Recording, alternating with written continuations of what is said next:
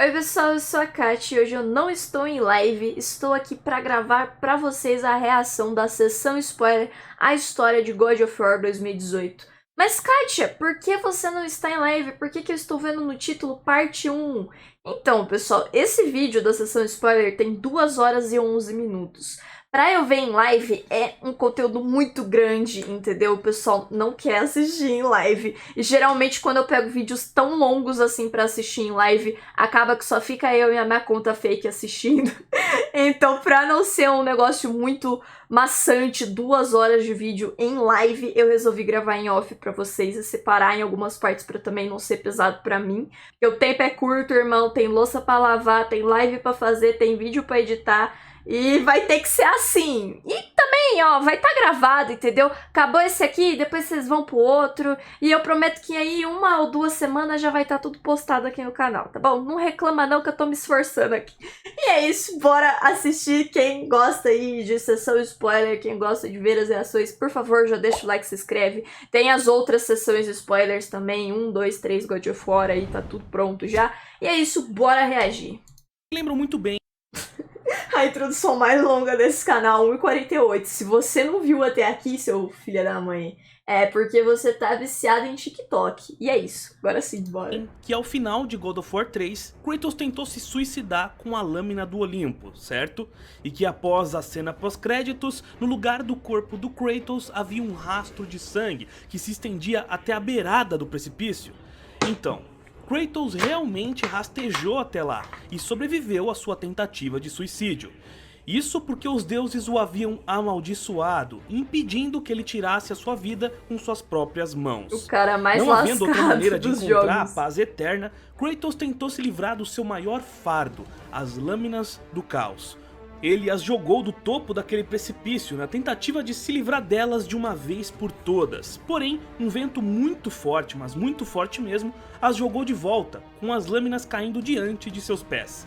Ele tentou de novo e o mesmo aconteceu, e aconteceu diversas vezes seguidas. Quando ele se certificou de jogar as lâminas direto no fundo do mar, os oceanos se agitaram e criaram ondas tão violentas e cruéis que jogaram Kratos para longe, se perdendo no meio do mar e sem direção. Então ele parou finalmente em uma praia de areias negras. E adivinha o que estava exatamente ao seu lado? Sim, as próprias lâminas do caos. Não havia como Kratos se livrar delas. Elas eram a sua sina, o seu lembrete de quem ele realmente era. Vai ter que ficar. O fantasma de Esparta, o deus da guerra, o destruidor de mundos. Kratos tentou jogá-las fora de todas as formas, mas todas foram em vão. Era sua maldição ficar com as lâminas do caos para sempre. É Então, tipo uma sem ex-maluca. rumo, sem esperanças, Kratos vagou. Andou, caminhou, perambulou, sem direção. Quando percebeu, já estava em terras gélidas. Terras que não estavam destruídas, não estavam destroçadas. E que ainda havia vida. Naquele instante, Kratos se deu conta de que ele sim havia destruído o mundo, mas não o mundo todo, e sim o mundo grego. Haviam outros lugares que iam além dos domínios dos deuses gregos, e estes tinham seus próprios deuses, suas próprias criaturas e, é claro, as suas próprias regras. Sem perceber, Kratos havia chegado na Escandinávia, o lar dos deuses nórdicos. E para entender o quão grande e magníficas são essas terras, temos que falar com mais detalhes sobre a origem dela, a origem da mitologia nórdica. Eu acho muito da hora a mitologia nórdica. Tudo, eu não entendo de tudo, tá ligado? Às vezes eu erro os nomes também aí, etc. Mas eu assisti aquela série Vikings e eu, nossa, curto muito. Eu acho muito da hora. No começo de tudo, não havia nada, apenas caos, como na mitologia grega, mas na nórdica, esse caos era conhecido como Ginnungagap. Ao norte desse vazio absoluto havia um mundo chamado Niflheim, coberto por gelo e escuridão. E ao sul de Ginnungagap havia Muspelheim, o reino coberto por fogo. Em Niflheim havia uma cascata chamada de Vilgelmir, que dava origem a 11 rios chamados Elivagar. A água desses rios caiu pelas montanhas até as planícies de Ginnungagap, congelando suas águas e vapores, os transformando em gelo e neve, e é por causa disso que o Pico do Norte é tão frio. Com o tempo, as labaredas de Muspelheim também começaram a alcançar o Ginnungagap, até que colidiram com o gelo do norte, os derretendo e dando vida ao primeiro ser vivo de todos, o gigante de gelo Ymir. Como não havia nada a ser feito nesse mundo vazio, Ymir dormiu, e durante eras e eras ele dormiu e suou, e de seu suor nasceram outros 3 gigantes, dando início à raça dos gigantes de gelo. Esses gigantes tiveram filhos, e assim foram criando uma sociedade neste novo mundo. Mas Ymir também deu luz a um outro ser, uma vaca chamada Audhumla. Das tetas dessa vaca corriam 4 rios de leite, que serviam para alimentar Ymir e seus filhos gigantes. E para se alimentar, a vaca lambia o sal dos imensos blocos de gelo.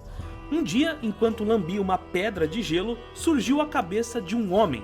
E ao lamber mais, essa pedra de gelo deu origem ao homem por completo, e assim nasceu Buri, o primeiro deus. E assim que Buri teve o seu primeiro filho, que chamou de Bor, os dois começaram uma guerra incessante aos gigantes de gelo, por razões mundanas, como ódio e ciúmes. Essa guerra foi travada por eras e eras, até que Bor teve 3 filhos, Vili, Ve e o mais importante deles, Odin.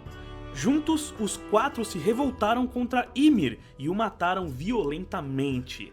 A morte de Ymir foi tão trágica que o seu sangue inundou tudo à sua volta, matando basicamente todos os gigantes de gelo existentes, exceto por Belgemir e sua companheira, que juntos fugiram para longe, se refugiando em uma terra conhecida como Jotunheim, onde procriaram e repopularam os gigantes de gelo, agora chamados de Jotun. Odin e seus irmãos colocaram o corpo morto de Ymir sobre o vazio de Ginnungagap e fizeram a terra de seu corpo e a rocha de seus ossos. Com várias outras partes de seu corpo, fizeram o céu, as nuvens, as plantas e tudo mais. O sangue do gigante preencheu todo o vazio, formando os lagos e os mares. E assim, originou-se o reino de Midgard, ou como conhecemos, a Terra, né? Após revistarem o que sobrou do cadáver do gigante Ymir, Odin e seus irmãos encontraram vermes, e esses tais vermes mais turbulentos foram chamados de anões e enviados para morar nas profundezas de Svartalfheim, uma terra subterrânea. E os vermes mais nobres foram chamados de elfos e foram enviados para uma terra pacífica chamada Alfheim. Logo mais eu vou explicar sobre cada uma dessas regiões que são mais conhecidas como reinos. Completada a criação de Midgard... Nossa, que loucura! Eu acho que isso aqui deve ser a mitologia nórdica, né? Não sei se é só do jogo, né? A verdadeira. Tipo, caraca, que da hora, eu não tinha nem ideia. Mas é bem brisado, né? Tipo, uma vaca que se alimentava de o sal do gelo. Aí do nada tinha um cara lá, e o cara lá já ficou puto e vamos acabar com esses gigantes. Os gigantes foi pra um lado, aí do corpo nasceu vermes, que os vermes aí era anão e elfo. E nossa, e o Odin eu achava que ele era filho único, sei lá, que ele era tipo o único de todos, mas não, ele tem outros 2 irmãos. Caraca, doideira. Odin e seus irmãos caminhavam tranquilamente quando encontraram 2 grandes pedaços de tronco caídos, próximos ao oceano. Com isso, Odin teve uma ideia, e a partir desses troncos, criaram os 2 primeiros seres humanos, um homem e uma mulher, que foram chamados de As e Embla. Este foi o primeiro casal humano que andou sobre a Terra e originou todas as raças humanas que um dia habitariam agora o seu reino próprio, o reino de Midgard, que é o reino dos mortais. Após todas essas criações, Odin decidiu que era hora de criar um reino próprio só para os deuses, e com a ajuda de seus irmãos, criou Asgard, a Cidade Dourada. Ela ficava situada acima de Midgard, porém distante o suficiente para que os humanos não a vissem. Mas Odin queria que ainda existisse um elo entre os humanos e os deuses, e com isso criou a Bifrost, uma ponte mágica feita de água, de fogo e do mar que fazia uma ligação direta entre Asgard e Midgard. Porém, na mitologia nórdica de God of War, a Bifrost não é uma ponte e sim é uma chave que dá acesso a várias pontes que permitem transitar entre todos os reinos da mitologia nórdica. Eu vou explicar isso daqui a pouquinho. Por fim, Odin criou um palácio para si próprio, chamado de Gladsheim, e ali mantinha seu trono mágico, da onde podia observar tudo o que se passava nos reinos ao redor. E para finalizar, Odin também criou mais deuses para povoarem Asgard. Esse povo ficou conhecido como Aesir.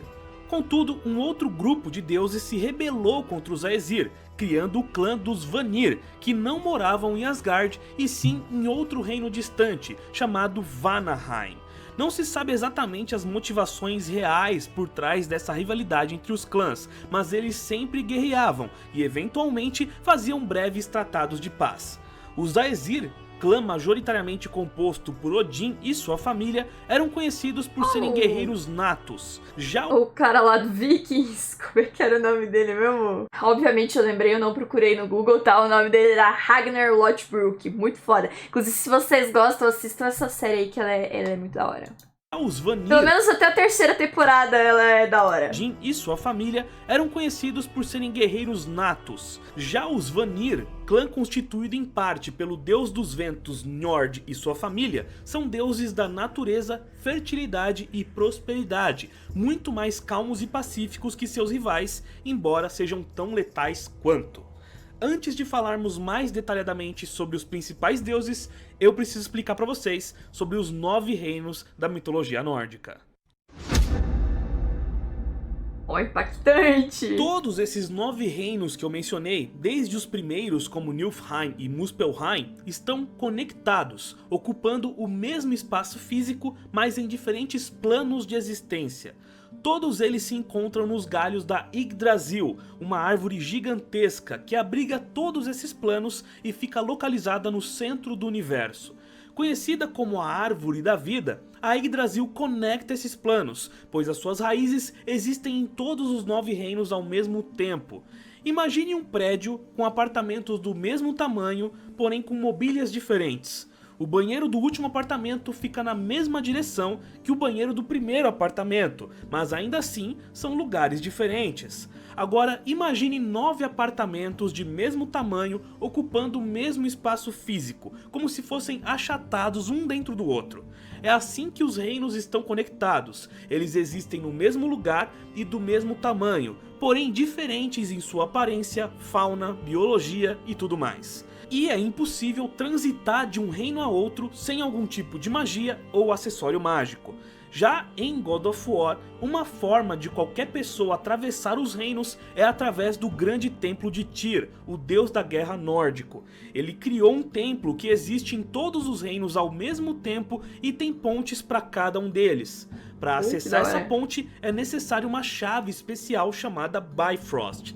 Essa combinação permite que o usuário vá para o reino que escolher, mudando apenas de plano, mas continuando no mesmo espaço físico. Ou seja, a viagem é feita sem que o templo sequer se mexa. E agora, vamos falar de cada um dos reinos. Como eu já havia comentado, Niflheim fica ao norte e é a região mais gélida e escura dos 9 reinos. Basicamente, qualquer um que se aventure por essas bandas há de morrer congelado. E é o reino que deu origem à vida. Nele também habita o grande dragão Nidhogg. E no caso de God of War, ele é um reino também cheio de névoa e uma névoa tóxica que pode matar quem a respire. Já ao sul, ao contrário de Niflheim, fica Muspelheim, um lugar quente, mas muito quente, cheio de lava, chamas, faísca e fogo. E é lar dos gigantes e demônios de fogo, que são governados por Surtur, o gigante ancião morar em nenhum de dos fogo. dois, por ele enquanto. é tão velho quanto o próprio Ymir, e muitos acreditam que ele pode até ter surgido antes mesmo do primeiro gigante. Gigantesco, poderoso e inabalável, Surtur está destinado a destruir Asgard no fim dos tempos, mais conhecido como o Ragnarok. Já já eu falo sobre esse evento. E conforme eu também já expliquei, Midgard é o reino que fica entre os reinos e lar dos seres humanos. É a Terra como conhecemos, com mares, oceanos, terra, vegetação, locais quentes e frios, recheado de animais, homens e mulheres. Logo acima de Midgard está Asgard, o reino dos deuses Aesir, uma terra de luxúrias e bens preciosos, com quase todas as casas e estruturas sendo feitas de ouro, e é governado por Odin, o deus dos deuses Aesir. E o reino dos rivais dos Aesir Os Vanir é Vanaheim, uma terra cheia de paz e plenitude, com terras férteis, bonitas e calma, além de grande potencial mágico. É governada por Njord, o deus dos ventos e mares, líder dos Vanir. Já Jotunheim é o lar dos gigantes de gelo, agora conhecidos como Jotuns. Esse reino consiste principalmente em rochas, terras selvagens e florestas densas, de modo que os gigantes vivem dos peixes nos rios e os animais na floresta, porque não há terra fértil em Jotunheim, não dá pra fazer plantações lá nem nada assim. Os Jotuns são os maiores inimigos dos Aesir, já que essa batalha interminável vem desde o começo dos tempos, e os gigantes e deuses jamais conseguiram se entender. Os anões vivem no reino de Svartalfheim, um reino subsolo, moldado por cavernas e rochas. É por isso que os anões são ferreiros e artesãos formidáveis, construindo as melhores armas e presentes de todos os 9 reinos. Constantemente eles presenteiam os deuses de Asgard em troca de favores. Nessa mesma terra também vivem os elfos escuros, mal-humorados e esquentadinhos, que temiam o contato com a luz solar justamente por viverem numa terra subterrânea. Já a terra dos elfos brancos, ou os elfos de luz, era Alfheim, uma terra calma, quase um paraíso, e que abriga os seres mais bonitos e bondosos da mitologia nórdica. Os elfos brancos são quase como anjos, classificados como deuses menores, responsáveis pela natureza e fertilidade, além de possuírem seus próprios poderes mágicos. E para finalizar, temos Helheim, o reino dos mortos, mas não de qualquer morto, e sim daqueles que morrem em desonra, seja por cometer pecados, crimes ou até mesmo por morrer de doença ou de velhice. Helheim é o reino que abriga as almas desonradas e lhes entrega sua punição eterna. Tanto que na série lá dos Vikings tinha várias passagens onde os velhos, os idosos, assim, Vikings, queriam ir pra guerra de qualquer jeito pra poder entrar em Valhalla, né? Valhalla, se eu não me engano, acho que é o lugar onde, tipo, os da hora vão, pra não ir pra esse canto aí, porque, tipo, pra um viking, né, que da cultura nórdica, tipo, é muito desonroso, é muito feio você, tipo, morrer, assim, de velhice, de doença, tá ligado? Então eles queriam de todo jeito morrer foda na guerra pros deuses, assim, reconhecerem que ele era pica. Acho muito da hora, né? Tipo, sei lá, no final das contas, na minha humilde opinião, é tudo criado pra que a sociedade continue a existir e pra que os ricos continuem ricos. Ou não sei, né? Coisa da minha cabeça. Um lugar extremamente frio, ao ponto de ser impossível acender qualquer tipo de fogo por lá. Estes são os 9 reinos da mitologia nórdica: Niflheim, o reino gélido do norte; Muspelheim, o reino de fogo do sul; Midgard, o reino que fica entre os reinos, lar dos humanos; Asgard, o rei dos deuses Aesir, que fica acima de Midgard; Vanaheim, o reino mágico dos deuses Aesir; Jotunheim, o reino dos gigantes de gelo; Svartalfheim, o reino subsolo dos anões e elfos escuros; Alfheim, o reino dos elfos brancos ou elfos de luz; e Helheim, o reino dos mortos desonrados. Todos esses 9 reinos ficam sobre a árvore Yggdrasil, ocupando o mesmo plano. Tá, Sidão, mas você falou que todo mundo que morre com desonra, até mesmo de doença, acaba indo pra Helheim ser punido, não é? Mas então o que é preciso pra ter uma morte honrada? Bom, segundo os deuses Aesir, para ter uma morte honrada é preciso morrer lutando em batalha. Somente aqueles que morriam em batalha sem desistir e sem temer eram considerados honrados. Quando um guerreiro morresse em batalha, a sua alma era levada por uma valquíria que avaliaria a sua morte.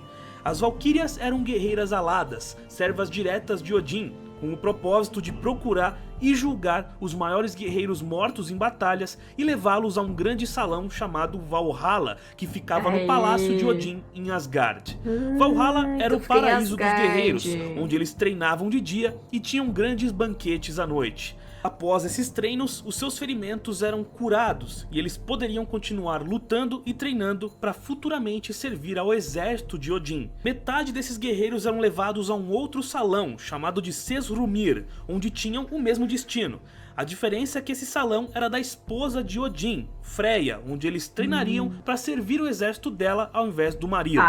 Ok, Sidão, mas qual que é o propósito disso, mano? Bom, Odin reuniria os mais fortes e corajosos guerreiros para o grande confronto do fim do mundo, mais conhecido como Ragnarok.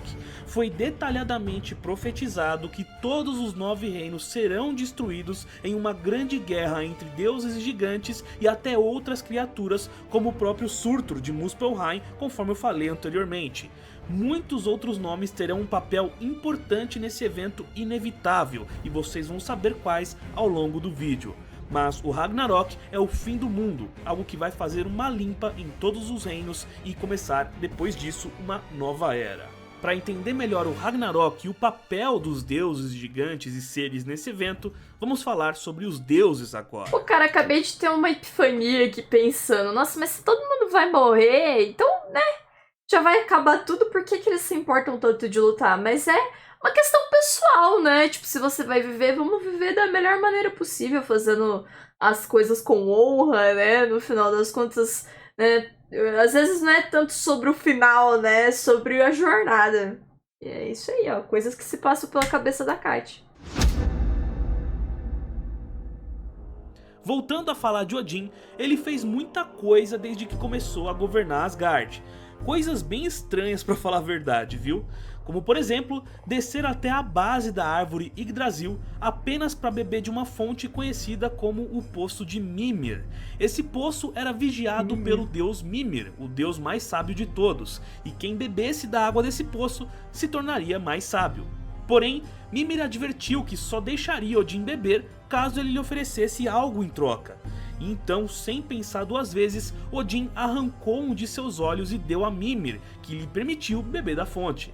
A sede por conhecimento de Odin era inabalável e ele estava disposto a fazer de tudo para se tornar mais sábio, ao ponto de até se matar enforcado na própria árvore Yggdrasil, ficando lá por 9 dias, apenas para obter mais conhecimento sobre o mundo dos mortos, sendo revivido depois por magia. Para completar sua busca pelo saber, ele tem 2 corvos, chamados de Hugin e Munin, que vigiam todos os acontecimentos do mundo para ele. Tudo que os corvos presenciam, eles voltam... Nossa, cara, eu sei que é mais sobre o God of War, mas tipo assim, tá completando muito a história da série pra mim, porque eu lembro que ele sempre vinha representado como um corvo, mas eu não sabia exatamente o porquê, tá ligado? E agora eu sei. E contam pro Odin. Com todo esse conhecimento, Odin se tornou um vidente e sabia tudo o que viria a acontecer no futuro, inclusive sobre o Ragnarok.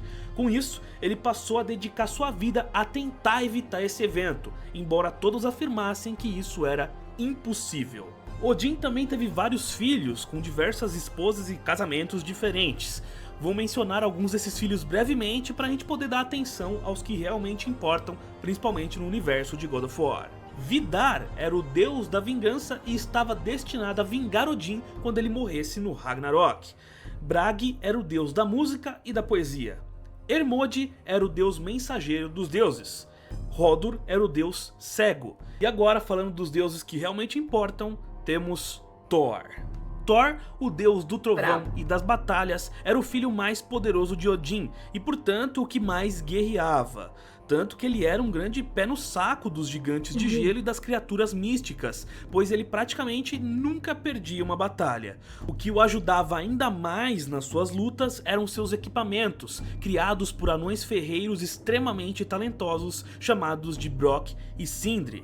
Eles haviam forjado um martelo muito poderoso chamado Mjolnir, que brandia com os raios e trovões de Thor, e toda vez que era jogado longe, retornava às mãos do deus, quase como um bumerangue. O martelo é tão poderoso que para poder manejá-lo, Thor precisa usar as luvas Jarngrappr e o cinto Megingjord, que dobravam o seu poder. Assim, Thor se tornou um dos deuses mais poderosos de toda Asgard. E por mais que Thor odiasse os gigantes, ele acabou tendo filhos com uma giganta chamada Jarnsaxa. O primeiro filho foi Magni, o deus da força e um dos deuses mais poderosos de toda a mitologia nórdica, destinado a substituir Thor no futuro. E Thor também teve seu filho Mod, o deus da coragem, embora muitos questionem se Mod seja realmente filho de Jarnsaxa ou da segunda esposa de Thor, a deusa Sif, com quem ele teve as filhas Lohrid e Thrud. Muitos dizem que Uller, o deus da justiça, também é filho de Thor com Sif, Mas na verdade, esse deus é apenas enteado de Thor, já que ele é filho do primeiro casamento de Sif com um gigante. Thor vive em Asgard junto com a sua esposa Sif em um lugar chamado Trudheim, que significa o Reino dos Poderosos. Sempre era o número 1 que seu pai Odin enviava para caçar e enfrentar os gigantes. Só que o filho mais amado de Odin era Baldur, o deus da justiça e sabedoria, e de longe o mais sei que não tem nada a ver, mas sei que tem um monte de gente que tá jogando um jogo chamado Baldur's Gate. Será que tem a ver? Será que tem a ver com mitologia nórdica? Não sei, os gamers vão ter que me explicar aí, mas não me é estranho esse nome. Baldur, o deus da justiça e sabedoria, e de longe o mais belo dos deuses. Ele era filho de Odin com a deusa Vanir Freya. Sim, um fruto dos clãs rivais. Como uma oferenda de paz temporária, Odin teve a mão de Freya em casamento, e com ela gerou Baldur. Freya é a deusa do amor, da sexualidade e fertilidade, filha do líder dos deuses Vanir, o deus dos mares e ventos Njord. Em um tratado de paz entre Eu lembro os deuses... que a Freya na série sempre era citada quando as mulheres queriam ter filho. Eu não lembro direito quem na série não tava conseguindo mais ter filho. Mas eu lembro que ela sempre pedia a Freya. Se eu não me engano, era a primeira esposa do Ragnar. A Lagertha, acho que era esse o nome dela. Ela queria ter filho e tal. Ela sempre orava pra Freya ajudar ela nessa os deuses questão. Vanir, o deus dos mares e ventos Njord. Em um tratado de paz entre os deuses Aesir e Vanir, ela acabou se casando com Odin. Juntos tiveram o seu filho Baldur. Além de que, junto de Odin, ela acabou se tornando a rainha das Valquírias. Podia escolher quais guerreiros honrados iriam para Valhalla ou para o seu próprio salão, o Sesrumir. Por fim, importante para o universo de God of War, nós temos Tyr, o deus da guerra. Só que por mais que ele fosse o deus justamente da guerra, ele sempre procurava e lutava por paz. Tanto que Tyr amava viajar entre os 9 reinos, conhecendo todos os povos e criaturas, aprendendo detalhes minuciosos e usando isso a favor da paz. Logo, ele se tornou amado por todos os povos, sempre recebendo presentes de cada um deles. Para ajudar nas suas viagens, Tyr construiu um grande templo, conforme eu mencionei anteriormente, que permitia a viagem entre os reinos. Tyr também tentava incansavelmente manter a paz entre os clãs rivais, os Aesir e Vanir, e também entre os deuses e gigantes de gelo. Não é à toa que ele era o único deus que os Jotuns gostavam e tratavam com respeito e admiração, pois ele tinha um coração bom e era bem intencionado. Ele era bem diferente aí de um deus da guerra que nós conhecemos, né, de uma outra mitologia, na verdade. Como Tyr era muito próximo dos gigantes, Odin começou a acreditar que ele estivesse traindo seu povo, deixando os gigantes mais fortes para vencerem no Ragnarok. Furioso, o pai de todos o aprisionou em um lugar muito escondido, e não se ouviu mais falar de Tyr desde então, com muitos acreditando até que ele tivesse morrido. Isso em God of War, tá? E outro personagem extremamente importante... Eu também tenho que lembrar que não é também tudo que é a original, né? Agora, tipo, ele até falou, o que é importante pro jogo, então agora é mais a história do jogo. Mas eu acho que conversa, né? E no final, tipo, não existe muito história certa, né? Porque várias histórias vão pegar elementos e fazer outras, e também, né, a gente nunca vai saber qual que era a história certa que a galera contava lá nas antiguidades, né? Que o povo nórdico contava. E também os próprios caras, né? Tipo, como a história, né, muitas vezes era falada, né? Quando se fala e não se escreve, acaba que ela se perde um pouco, né? Elementos se mudam. Mas, enfim... É mais pro lado do jogo só, né? Lembrar disso, que se depois eu ver outra história, né, não me confundir, sei lá. Isso em God of War, tá? E outro personagem extremamente importante nessas histórias é Loki. Filho dos gigantes Farbante e Laufey, Loki foi acolhido e criado pelos deuses Aesir e tratado como um dos seus protegidos. Conhecido como deus da trapaça, da mentira e da travessura, Loki pode manipular magia e se transformar na forma que bem entender. Por isso que ele não tem aparência de gigante e sim de um deus. Por exemplo, na história da Marvel, né, o Loki meio que ele é adotado, né, por Odin, ele cresce como se fosse irmão mesmo do Thor, né? Animal, homem, mulher, o que for.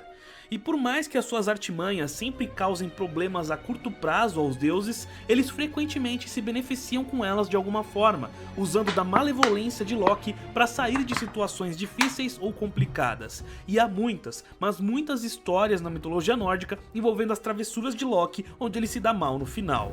E segura que agora é que vem a parte bizarra envolvendo o deus da trapaça. E lá vem. Loki tem 4 filhos, dentre eles o lobo Fenrir, que é um lobo preto tão gigantesco e feroz que precisou ser preso pelo deus da guerra Tyr para evitar uma catástrofe no mundo todo. No processo, o lobo come a mão de Tyr, por isso que ele não tem uma das mãos. Não é à toa que Fenrir está destinado a devorar Odin durante o Ragnarok. Além disso, Loki tem 2 netos que são filhos do lobo Fenrir, que são os lobos Skoll e Hati, que são tão poderosos quanto o pai e estão destinados a engolir o sol e a lua quando o Ragnarok começar. Loki também é pai da deusa Hel, ou Hela, que é a deusa da morte e suprema comandante de Helheim, ela que lidera todo o reino. Loki também era a mãe, isso mesmo, a mãe do cavalo de 8 patas. Cara, eu sei que tem um bagulho lá do Loki que ele vira uma cobra e de cobra ele fica com outro animal que nasce outro bicho. Mas tá, eu sei que na Marvel, né, a Hela é filha de Odin também, né, não? Não sei, então, é que são tantas histórias que é impossível de não lembrar de outros lugares, tá ligado? Também era a mãe, isso mesmo, a mãe do cavalo de 8 patas Sleipnir, o corcel negro mais veloz do mundo, capaz de andar sobre a terra, o ar e o mar. E assim que nasceu, o Sleipnir foi dado de presente para Odin, e é a montaria oficial do pai de todos. E para finalizar, Loki é pai da serpente do mundo Jormungandr, uma serpente tão grande, mas tão grande, que foi banida por Odin em Midgard. Ela é tão gigantesca que dá a volta no mundo inteiro e morde o seu próprio rabo. Ela está destinada a enfrentar Thor durante o Ragnarok, onde os dois morrerão em uma batalha tão intensa que vai abalar as estruturas da árvore Yggdrasil. E assim era a vida nos 9 reinos da mitologia nórdica. Os deuses Aesir de Asgard em constante conflito com os deuses Vanir de Vanaheim, cessando as suas diferenças apenas quando enfrentavam os gigantes de Jotun de Jotunheim. Os mortais em A gente é inimigo, mas quando se trata de gigante, a gente é amigos. O inimigo do meu inimigo é meu amigo. Se contentando em honrar os deuses e os maiores guerreiros ansiosos para morrerem com honra e irem para Valhalla. Os reinos de Svartalfheim com seus anões e elfos negros e Alfheim com seus elfos de luz. Helheim recebendo os mortos desonrados e os punindo, Muspelheim ardendo em fogo, com Surtur só esperando o Ragnarok, e Niflheim congelada, com o seu dragão Nidhogg mordendo a raiz da árvore Yggdrasil na esperança de antecipar o fim inevitável do mundo. E Odin, o pai de todos, preocupado com o futuro, com as suas visões, procurando desesperadamente uma forma de evitar o inevitável. O Ragnarok estava batendo a porta, e ele chegaria ainda mais cedo do que todos imaginavam. Carai. E agora como é que o Kratos, né, entra nessa história? Após vagar mais um tempo por essas terras gélidas e desconhecidas, ele acabou sendo encurralado por 3 lobos, muito maiores do que o normal. Um lobo negro de olhos verdes, que parecia ser o líder da matilha, e outros 2 lobos branco e cinza. O deus da guerra brandiu as lâminas do caos para afastá-los, mas isso não assustou os lobos. Feroz, o lobo negro avançou contra o fantasma de Esparta. Com o movimento do lobo, Kratos viu uma silhueta de uma mulher encapuzada atrás dos outros 2 lobos. Ele gritou perguntando quem ela era, e como resposta, obteve apenas um ataque mortal do lobo líder, que o derrubou. Kratos foi perdendo a consciência, enquanto o lobo o agarrou pela perna e o carregou, sabe-se lá pra onde e sabe-se lá por quanto tempo. Nossa. Mais de 50 anos depois, essas memórias já eram flashbacks quase esquecidos na mente de Kratos. Agora, mais velho e mais sábio, o antigo deus da guerra grego vivia em uma cabana no meio de uma floresta de Midgard, com a sua esposa e filho. Sim, Kratos havia construído uma nova família. Não se sabe exatamente o que aconteceu nesses 50 anos, apenas que ele havia escondido suas lâminas do caos e que agora Kratos era novamente um pai de família. Nessa nova vida, Kratos conheceu Faye, uma mulher bondosa e gentil, que fez Kratos amar novamente, sentimento que o deus jamais pensara conseguir sentir de novo. Do fruto desse amor, nasceu um menino, que Kratos e Faye chamaram de Atreus. E por mais que Faye soubesse tudo sobre o passado de Kratos, o deus decidiu ocultar tudo isso do filho. Ele queria uma nova vida, deixar os seus demônios do passado para trás e ter a esperança de que o seu filho não tomasse os mesmos rumos nefastos que um dia ele mesmo tomara. Para Kratos, preservando o seu filho da verdade, ele estaria preservando qualquer outro mal, pois para ele não havia mal maior do que o seu próprio passado. A família unida também, passou por anos de paz, com Kratos saindo para caçar e lenhar. Pelo menos era isso que o Atreus pensava que ele fazia. Na verdade, o Kratos passava um bom tempo tentando controlar a sua raiva. Afinal, foi a sua raiva incessante que ocasionou todas as mazelas e destruições do seu passado. Nas árvores. O deus grego não era muito próximo do filho, mal conversava com ele e tudo o que sabia fazer era dar ordens. Era muito diferente daquele antigo pai coruja que outrora brincava e cantava com sua filha Calliope. É um pouco triste com o moleque, né? Mas querendo ou não, depois de tudo que ele passou, né? Fica complicado pro cara ser um pai fofo, né? O relacionamento de Atreus com a sua mãe era bem diferente. Os dois eram extremamente próximos, pois Faye era carinhosa e atenciosa com seu filho, sempre lhe ensinando bons valores e lhe contando histórias sobre os reinos e deuses das terras nórdicas. Juntos eles faziam de tudo. Caçavam, cultivavam um jardim, riam, viviam. Ai, fofo. Faye era tudo para Atreus, assim como Atreus era tudo para Faye. E por mais que o Kratos não demonstrasse ou não soubesse mais demonstrar com ênfase, Faye e Atreus eram tudo para ele. Literalmente, era um recomeço, um perdão para os seus pecados, uma redenção e a chance de finalmente ser feliz. Sem saber o que acontece é um pouco forte, mas eu já vi um pouquinho da gameplay desse jogo e eu sei que ela morre. Então eu já tô triste. Porque eu não sabia dos detalhes de que, tipo, ela era tão fofinha, que ele gostava... Claro, né, que se o cara casou, ele deve gostar da mulher, mas, tipo assim, que era tão, ai, kawaii, agora eu sei que ela já morre, agora eu tô triste. Referência dos deuses, divindades ou o que quer que fosse. Apenas os 3. Ou melhor, os 4, né? Pois eles também tinham um leal falcão chamado Joffy, que ajudava nas caças e a vigiar qualquer perigo ao redor de onde moravam. O tempo passou e a família vivia feliz. Porém, algo aconteceu. Mais uma vez, Kratos teria que lidar com a dor da perda. Atreus já estava com seus quase 11 anos quando Faye adoeceu. E em pouco tempo, ela acabou falecendo. Kratos e Atreus ficaram desolados. Era como se mesmo juntos eles estivessem sozinhos. Faye era a alegria da casa, a ternura, a silhueta do que era mais... Mas eu achei que alguém matava ela, não sabia que ela morria de doença. Importante para os dois. E agora, ela havia os deixado. Porém, com um último pedido, que eles cremassem o seu corpo e jogassem as suas cinzas do ponto mais alto de todos os 9 reinos. Um pedido simples, mas importante e com um valor sentimental inexplicável. E é assim que começa o novo God of War.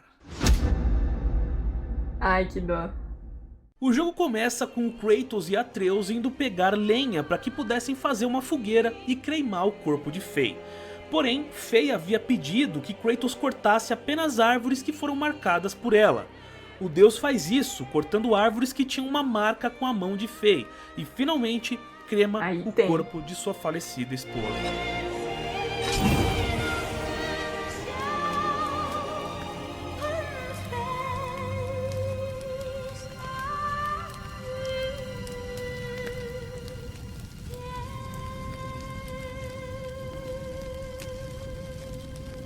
Sem perder muito tempo com o luto, Kratos dá a faca de Faye para Atreus e ordena que ele casse um cervo, que mostre o que aprendeu com sua mãe.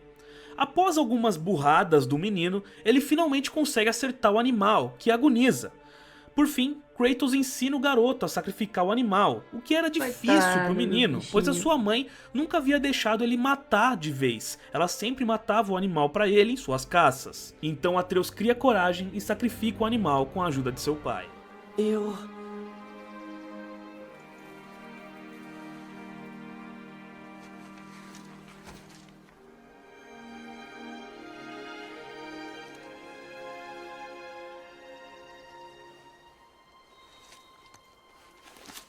Pior que acho que eu não teria coragem de matar um bichinho, não. Ixi! Atreus! Tá fora!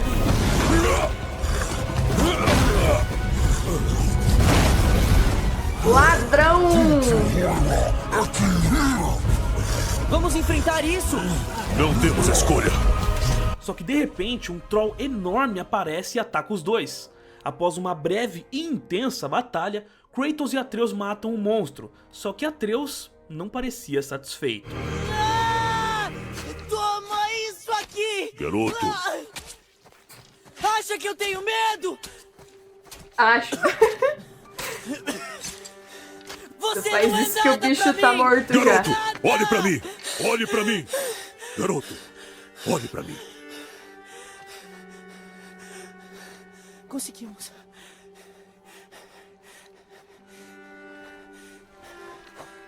Você não está pronto.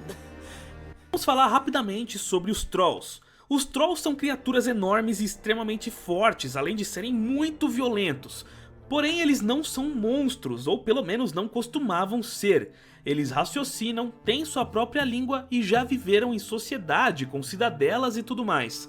Só que, infelizmente, foram traídos pelos deuses Aesir, o que levou à quase extinção de sua raça. Os poucos que sobraram agora vivem como seres primitivos, como esse troll que o Kratos e Atreus mataram. Pai e filho retornam para casa, onde Kratos pega as cinzas de Fei e em seguida dá uma lição de moral em Atreus, irritando o garoto de propósito, só para mostrar que ele ainda não estava pronto para a jornada de levar as cinzas de sua mãe ao topo mais alto dos reinos. O mundo era perigoso lá fora, não tinha espaço para Atreus agir como criança, ele precisava Mas se tornar coitado, um ele é homem. criança. Enquanto discutiam, alguém estranho bate à porta. Essa pessoa chama pelos dois, dizendo saber quem os dois eram. Kratos esconde Atreus e abre a porta. Era um homem loiro, barbado e cheio de tatuagens azuis. Kratos insiste para que ele vá embora e o homem se nega. Ele irrita e desafia Kratos e em seguida começa a socá-lo, só pro antigo deus da guerra reagir. Eu avisei. Finalmente! Oh! Você não ouviu. Não. Oh.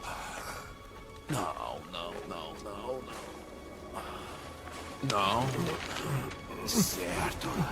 Minha vez. Tá porra! Que isso? Quem que é esse maluco?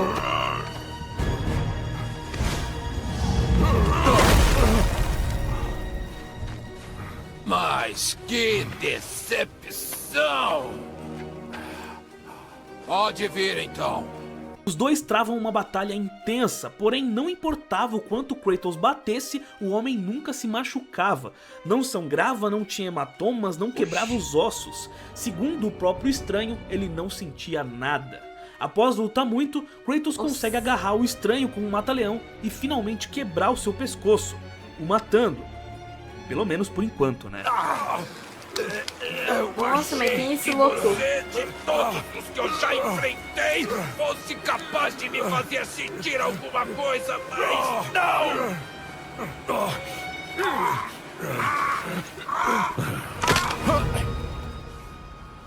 Ai. YouTube é só um jogo, tá? Quase derrotado e muito ferido, Kratos volta para sua casa para ver se o Atreus estava bem. Felizmente sim, e sem pensar duas vezes, Kratos decide iniciar a jornada até o pico mais alto, independente de Atreus estar pronto ou não. Não dava mais para ficar em casa agora que eles foram descobertos. Vai saber quem mais poderia achar os dois ali e começar mais uma briga. A dupla pega alguns suprimentos e partem em uma longa jornada. No caminho, eles enfrentam vários monstros, como os Draugrs. Esses mortos-vivos eram guerreiros que foram persistentes demais para morrer, e inclusive enfrentaram as Valquírias, recusando-se ir para Valhalla. Com isso, eles reanimaram seus corpos com a sua própria raiva flamejante e agora vagam por aí com o único objetivo de se vingar dos vivos. E esse era apenas um dos muitos perigos que a dupla enfrentaria em sua jornada. Kratos foi ensinando a Atreus como se portar em combate, a que distância ficar, quem atacar e como usar o seu arco. E não se engane, tá? Porque o Atreus também ajudava Kratos, pois este sabia ler as palavras e runas nórdicas que o deus grego não sabia. Frey o ensinara muito bem nesse quesito. Mais adiante, eles conseguem ver ao longe que um círculo de proteção que mantinha aquela área segura havia sido quebrado. Kratos observou que essa fenda se abriu exatamente aonde ele cortou as árvores marcadas por Frey. Foi por isso que os monstros começaram a surgir nos arredores e foi por isso que aquele homem estranho e mortal lá havia encontrado os dois. Essas árvores foram marcadas estrategicamente por Frey para que rompessem a proteção que havia na área quando fossem derrubadas. Mas para que ela teria feito isso?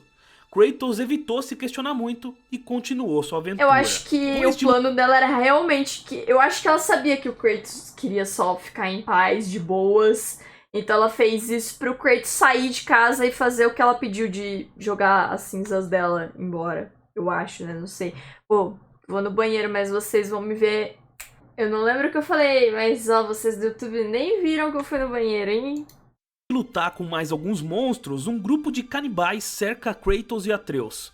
Kratos os mata, mas esquece de um que tentou matar Atreus, só que acabou sendo morto pelo garoto. Era a primeira vez que Atreus havia matado. Não um monstro, nem um animal, mas matado uma pessoa. Traumatizado.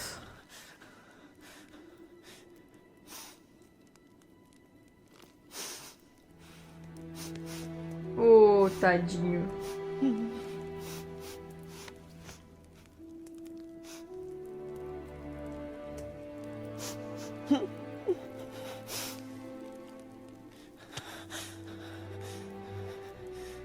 Não deixe isso afetar você.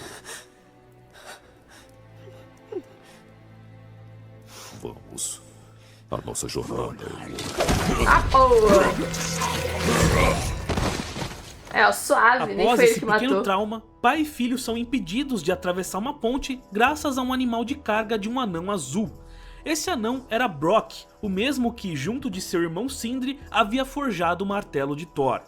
Brock olha bem pro Kratos e diz ter feito seu machado também e que poderia melhorá-lo. Mesmo desconfiado, Kratos permite que Brock trabalhe no machado, que realmente ficou bem melhor e mais poderoso. Esse machado, conhecido como Leviatã, foi um presente de Frey para Kratos, e antes disso, um presente de Brock e Sindri para Frey. Sim, os anões eram amigos antigos da esposa de Kratos. É um item quase tão poderoso quanto o próprio Mjolnir de Thor, com a mesma, entre aspas, tecnologia de retornar ao usuário após ter sido jogado. Eu vi que ele tava jogando e tava voltando. A principal diferença, além de, é claro, ser um machado e não um martelo, é que o Leviatã tinha poderes de gelo, podendo congelar seus inimigos e até mesmo objetos e estruturas. Uma arma extremamente única, poderosa e especial. Já Brock, como eu mencionei, era um anão ferreiro muito competente, já tendo forjado as melhores armas de toda a terra nórdica, como o Mjolnir e o machado Leviatã do Kratos.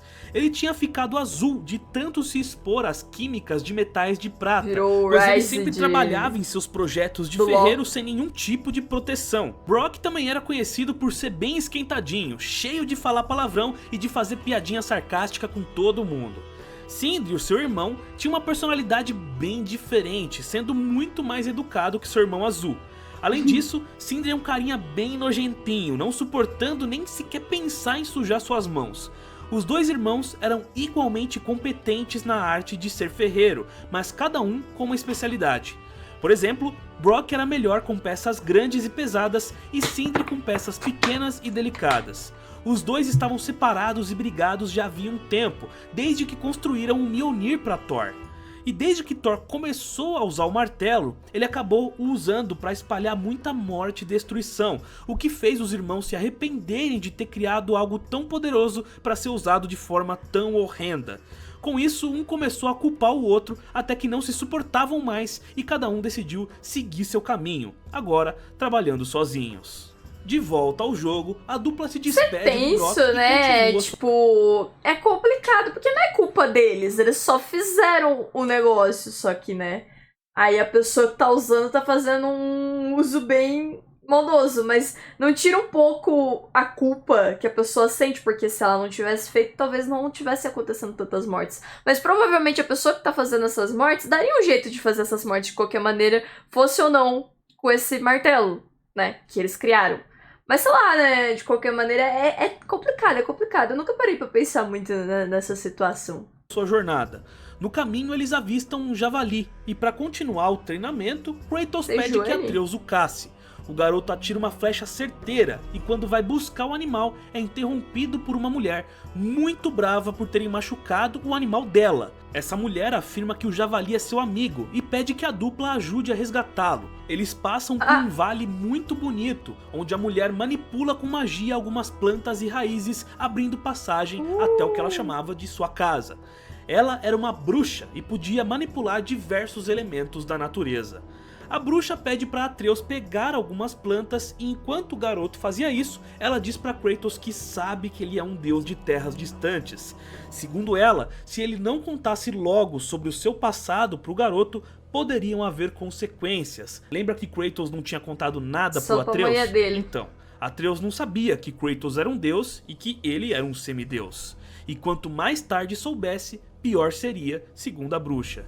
Após essa conversa, pai e filho ajudam a bruxa a salvar seu amigo javali. E antes de irem embora, ela marca no pescoço dos dois uma runa de proteção, para que eles não sejam encontrados facilmente por aí. A única questão era, encontrados por quem? Sem mais perguntas, os dois retornam à sua jornada, pegando emprestado um barco da bruxa. Eles cruzam um rio e chegam até um lago enorme que tinha estátuas gigantes de alguns deuses. Só que, sei lá, em God of War nunca tem gente boa de verdade. Certeza que tem angu nesse caroço. Tem caroço nesse angu, E chegam até um lago enorme que tinha estátuas gigantes de alguns deuses, como o do próprio Thor. Ao se aproximar de uma delas, Atreus traduz uma pichação um tanto interessante. Aqui diz: sacrifique suas armas no centro da água. Desperte o berço. Tá errado. Tá escrito: deixa o like e se inscreve. Eu sou formada? Do mundo novamente. Espera. Jogar nossas armas na água? Sem pensar duas vezes, Kratos joga o seu machado. Porém, o machado não retorna pra ele não. O machado não voltou. Ixi.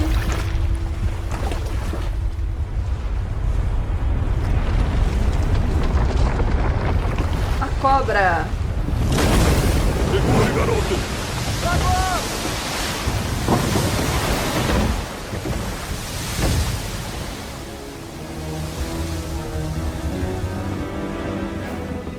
O que é isso?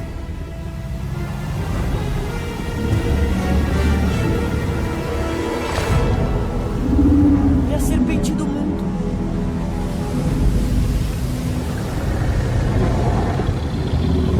Nossa, que bicho feio.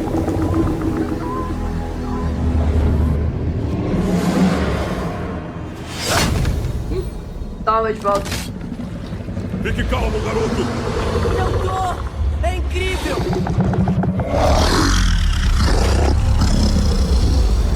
Hein? Isso fala! Sim! A mamãe disse que é manso. O que está falando? Eu não sei. Sei lá, porra.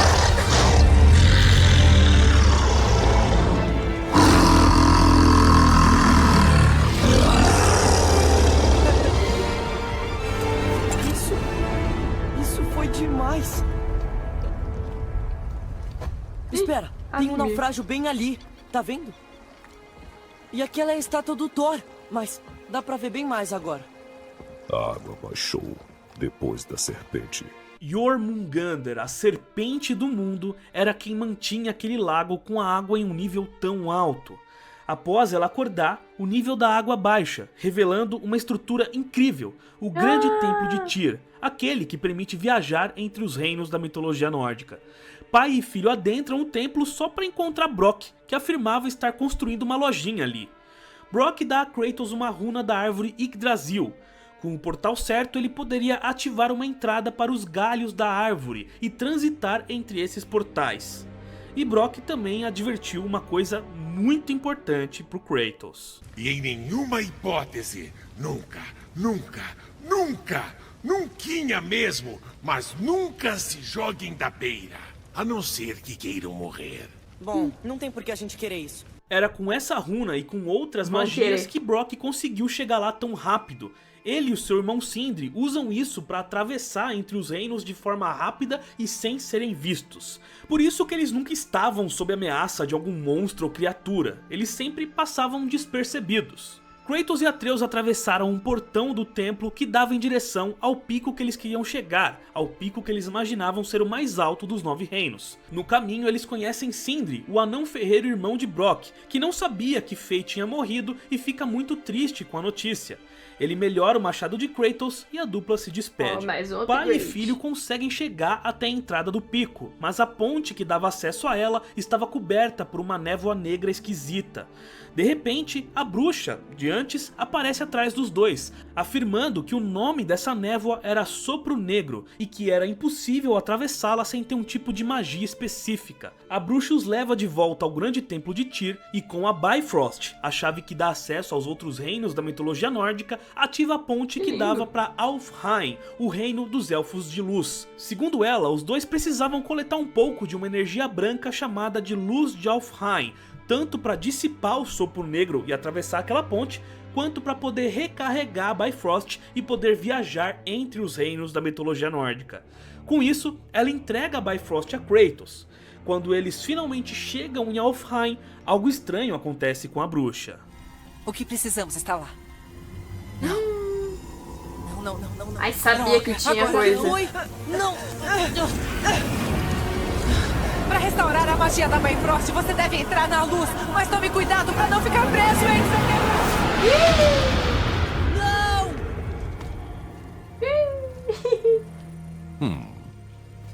Ela não morreu, né?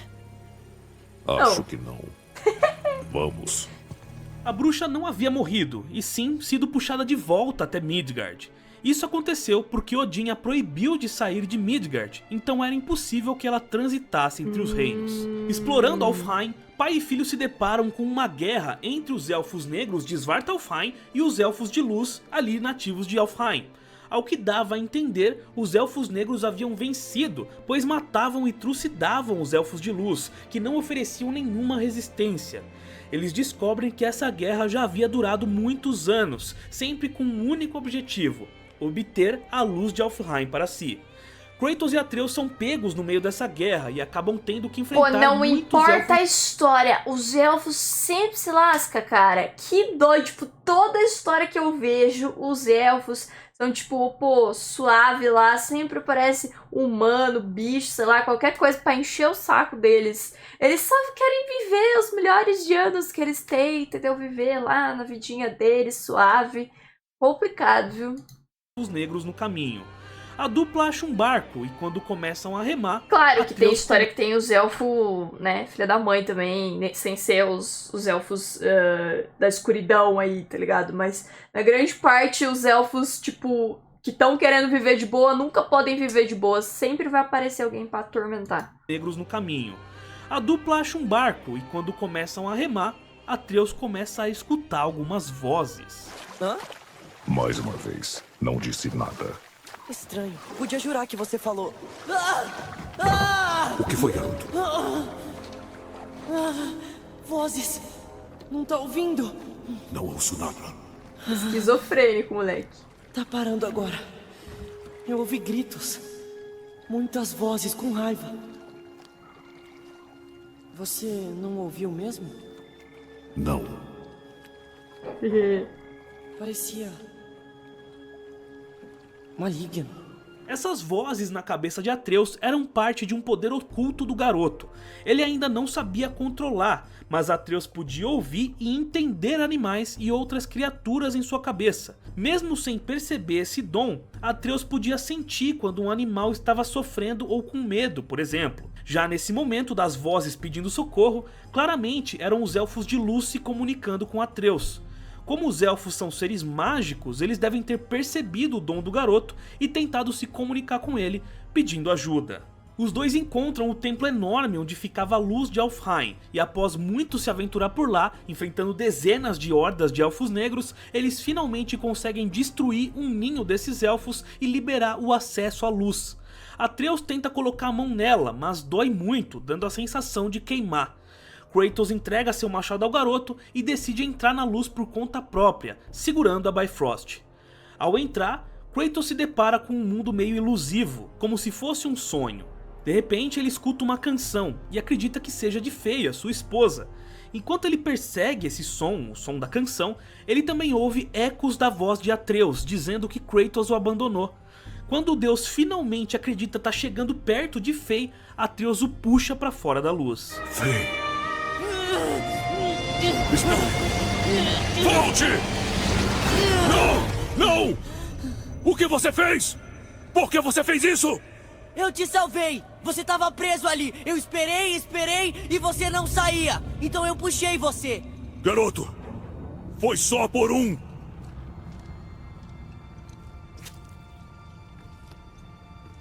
Momento.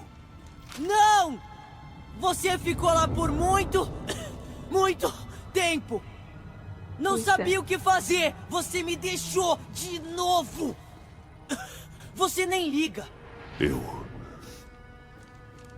É impossível. Vamos logo antes que eles voltem. Conseguiu o que você queria?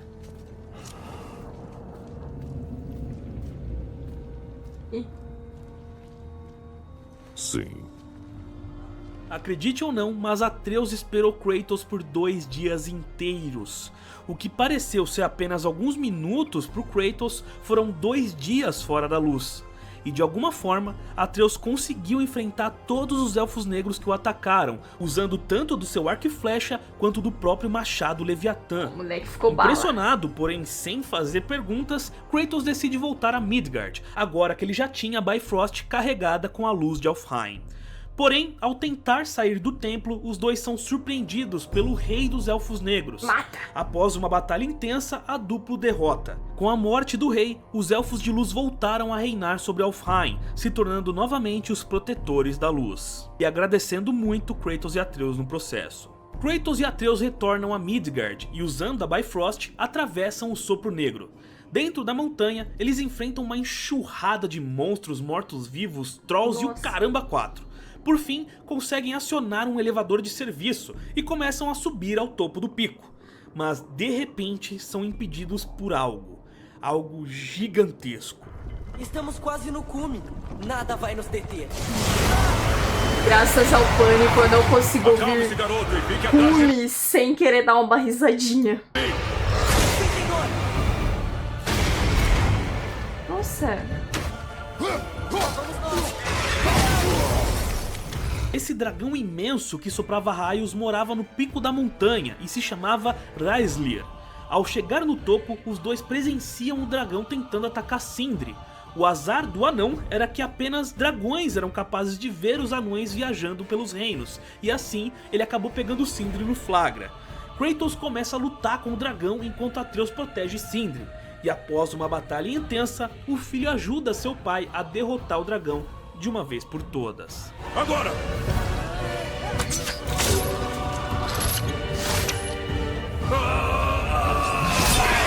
O moleque é bom de mira, tá?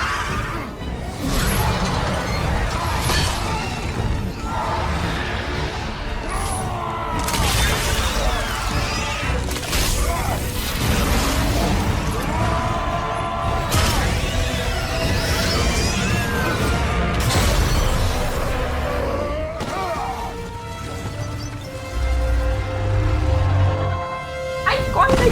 Ai! Ainda bem que morreu de boca aberta.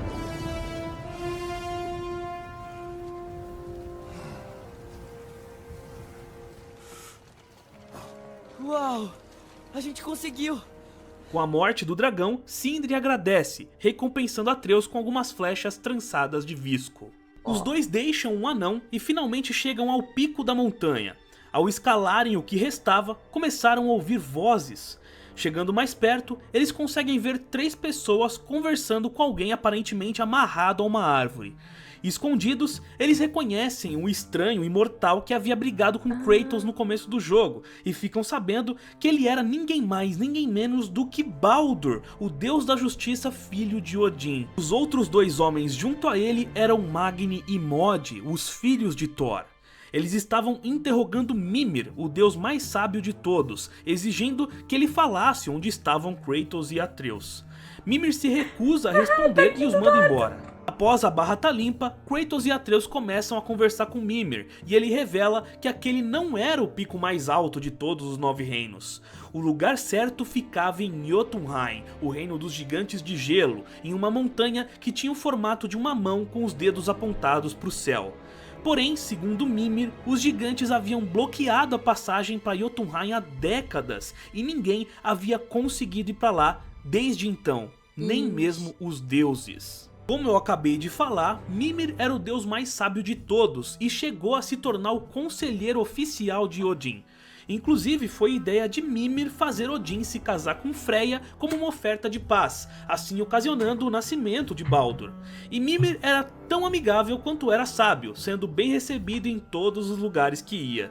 Tanto que os próprios gigantes o presentearam com olhos de cristal de Bifrost, permitindo que ele viajasse entre os reinos quando bem entendesse. Mas assim que Odin ficou paranoico achando que Tyr o havia traído com os gigantes e o aprisionou, ele fez o mesmo com Mimir, só que pior. Odin também achou que Mimir era um traidor e, como punição, arrancou um dos olhos do sábio para impedir que ele viajasse e o prendeu em uma árvore, o visitando para torturá-lo todos os dias sem falta. E quando eu digo sem falta, é sem falta mesmo. Ele fez isso por 109 anos seguidos. Não havia como Mimir ser retirado daquela árvore, nada poderia destruí-la, nem mesmo o martelo Mjolnir de Thor. Ele estava fadado a sofrer pela eternidade. Mimir diz que Kratos e Atreus só conseguirão chegar a Jotunheim com a ajuda dele, e que a única forma de levar Mimir com eles na jornada era cortando a cabeça do sábio fora e depois a revivendo com magia. Kratos lembrou da bruxa que ajudou eles no caminho, e acreditando que ela poderia reviver o sábio, corta a cabeça de Mimir. Eu vou cortar a sua cabeça agora. Tudo bem. Tá bom então. Ai. Chegando na casa da bruxa, antes mesmo deles falarem oi direito, ela repara nas flechas de visco que Atreus havia recebido de Sindri. Estranhamente, ela fica desesperada, pega essas flechas de visco e as destrói, dizendo para Atreus que elas eram malignas. Após se acalmar dessa atitude estranha e desesperada, Kratos mostra a cabeça para a bruxa, que afirma poder revivê-la. Ela faz umas misturas mágicas e pede para Kratos enfiar Mimir em um caldeirão. Alguns segundos depois, Mimir estava de volta à vida. Eles descobrem que a bruxa misteriosa era na verdade Freya, a deusa Vanir, mãe de Baldur. Como eu falei anteriormente, ela havia se casado com Odin em um tratado de paz entre os deuses Aesir e Vanir. Além disso, ela se tornou a rainha das Valquírias. E por mais que Freya tivesse genuinamente amado Odin, ela acabou o deixando por suas atitudes maléficas contra os Vanir e os gigantes de gelo. Odin ficou tão furioso com isso que baniu Freya para Midgard e a amaldiçoou, proibindo que ela saísse de lá e que conseguisse ferir qualquer outro ser vivo. Não importa o quanto ela tentasse, era impossível que Freya machucasse ou matasse qualquer pessoa, animal, criatura ou deus, seja fisicamente ou com magia. Além disso, Odin arrancou as suas asas de Valquíria e a tirou do cargo de rainha delas. Agora, Freya vivia sozinha e isolada de tudo e todos em sua caverna em Midgard, esperando um dia poder reencontrar o seu filho Baldur. E foi por isso que ela meio que desapareceu lá em Alfheim. Toda vez que ela sai do reino de Midgard, algo a puxa de volta, a desintegra e puxa de volta para Midgard. De volta ao jogo, eles se despedem de Freya e Mimir quer falar com a serpente em Jormungandr, pois ela pode saber o que é necessário para visitar em Jotunheim.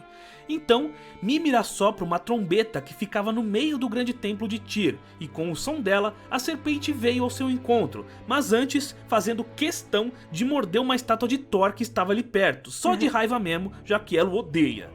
Mimir e a serpente conversam, e ela diz que para chegar em Jotunheim, eles precisariam do cinzel gigante de Tamur.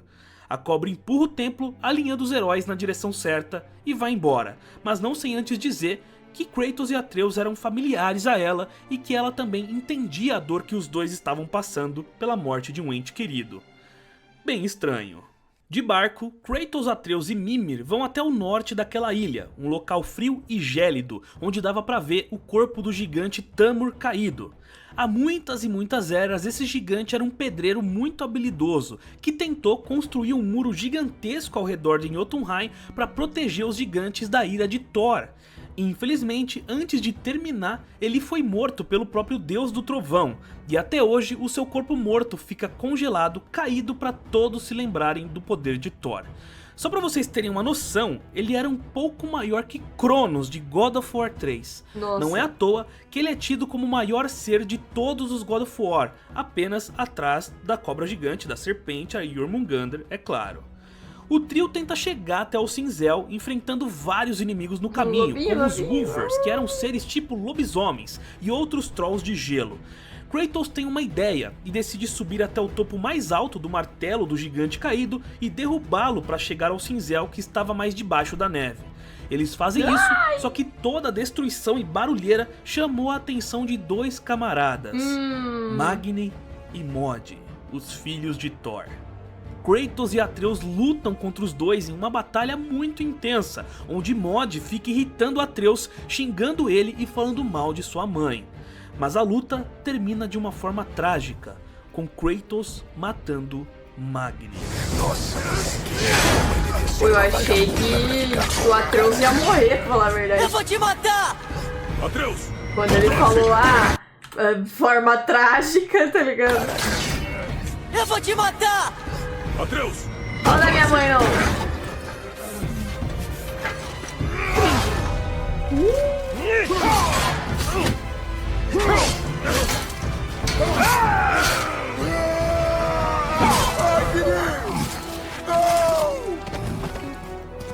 Como você...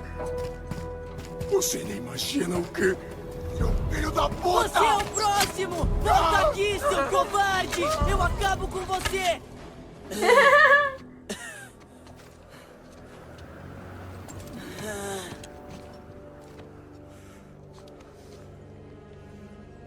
A doença... O A resfriado. febre voltou. Não! Não voltou. Garoto, A tosse, o sangue. Ele tá doente e precisa da freia. Não! devagar.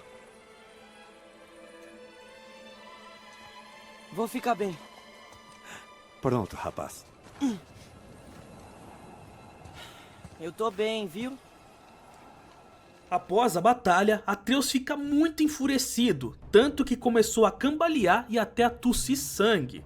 Ele tinha uma doença desde quando nasceu, e essa doença era muito mais forte quando ele ainda era bebê, o deixando com febre e outros sintomas. Ela só foi amenizar quando ele ficou mais velho, porém, às vezes voltava com tudo, principalmente quando Atreus Será ficava que tem a ver com com ele raiva. ser Assim que o um Atreus... semideus? Porque a bruxa lá falou, viu? Conta pra ele, tem que contar. Quanto mais você demorar, pior é.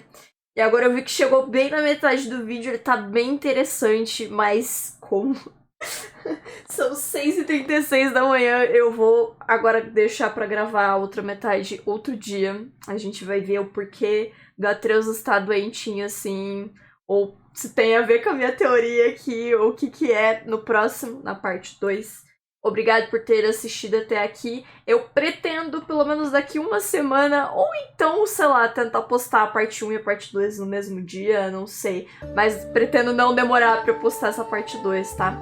Se você gostou aí da parte 1, deixa o like, se inscreve e vejo vocês na parte 2 ou em outros vídeos que saem todo dia aí no canal, beleza? Seja membro 2,99. Até o próximo vídeo.